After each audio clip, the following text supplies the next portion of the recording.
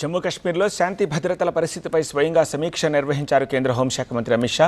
కథువాలోని BSF జవాన్లతో మాట్లాడారు. బుధవారం శ్రీనగర్లో పలు అభివృద్ధి కార్యక్రమాలను ప్రారంభిస్తారు అమిత్ షా.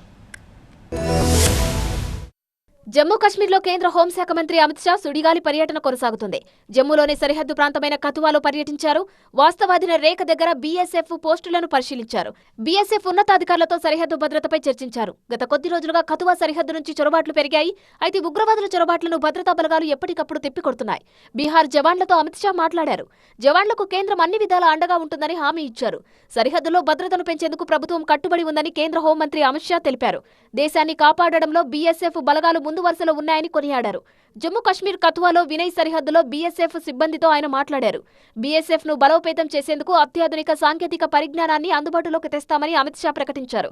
జమ్మూ పర్యటన ముగించుకున్న తర్వాత అమిత్ షా శ్రీనగర్ చేరుకున్నారు. శ్రీనగర్ ఎయిర్పోర్ట్లో అమిత్ షాకు జమ్మూ కాశ్మీర్ ముఖ్యమంత్రి ఒమర్ అబ్దుల్లా ఘన స్వాగతం పలికారు. శ్రీనగర్లో ఉగ్రవాదుల కాల్పుల్లో చనిపోయిన డీఎస్పీ హుమాయూన్ భట్ కుటుంబాన్ని అమిత్ షా పరామర్శించారు. బుధవారం శ్రీనగర్లో పలు అభివృద్ధి కార్యక్రమాలను అమిత్ షా ప్రారంభిస్తారు.